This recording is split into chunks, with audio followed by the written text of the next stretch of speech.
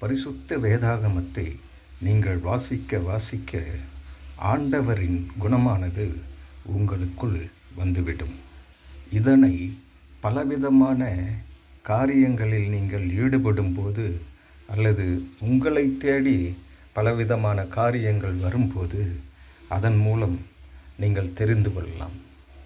அதன் மூலம் அந்த காரியங்களின் மூலம் அந்த ஆண்டவரின் குணமானது உங்களுக்குள் இருக்கின்றது என்பது வெளிப்படும். குறிப்பாக யாரை பார்த்தாலும் எங்கே பார்த்தாலும், சமூகத்தில் ரோட்டில் பார்த்தாலும் சரி, வீட்டில் பார்த்தாலும் சரி, வேறு எங்கு பார்த்தாலும் மனிதர்களோடு எப்போதுமே உங்களுக்கு சமாதானம் இருப்பது போலவே தோன்றும். அவர்கள் ஒரு நெருடலாக உங்களுக்கு காணப்பட மாட்டார்கள். அவர்கள் சமாதானத்தோடு உங்களோடு இருக்கிறார்கள் என்று நீங்கள் உணரும்படி உங்களுடைய எண்ணமானது எப்போதும் அமைதியாக இருந்து கொண்டே இருக்கும்.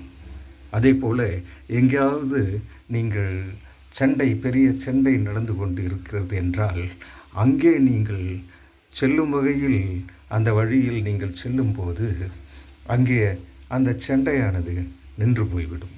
நீங்கள் இதனை காணலாம். இப்படிப்பட்ட அறிகுறிகள் எல்லாம் உங்களுக்குள் பரிசுத்த வேதாகமத்தை வாசிக்க வாசிக்க தெரிய வர ஆரம்பிக்கின்றன.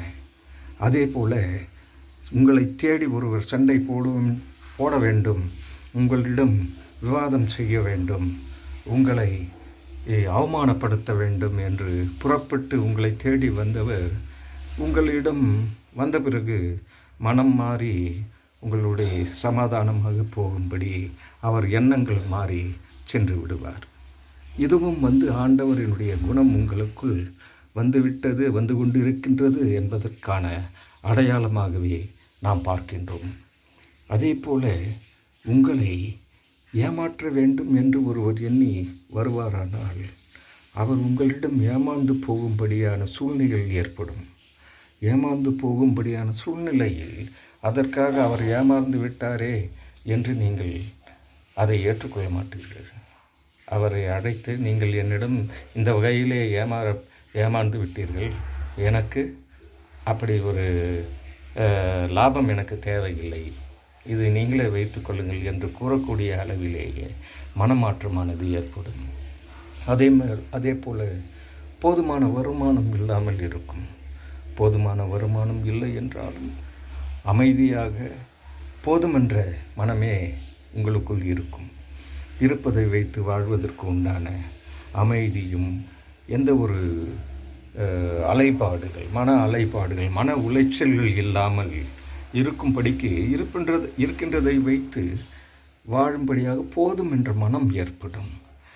அதே போல் உங்களை அவமானப்படுத்த வேண்டும் என்று ஒருவர் உங்கள் அருகே நின்று உங்களை அவமானப்படுத்தினாலும் அதனை சிரித்து கொண்டே சகித்து கொண்டு வாழக்கூடிய தன்மையானது ஏற்படும். அதே போல் கண்ணெதிரே ஒருவர் துன்பப்பட்டு கொண்டிருக்கிறார். ஏதோ ஒரு துன்பம், பணத்துன்பமோ அல்லது மனத்துன்பமோ அல்லது வேறுவித சூழ்நிலைகளால், எந்த சூழ்நிலைகளால் வந்த துன்பமோ எதுவாக இருந்தாலும் உங்கள் கண் எதிரே நிகழ்ந்ததென்றால் அதற்கு எவ்வகையில் நீங்கள் உதவலாம் என்று யோசிப்பீர்கள்.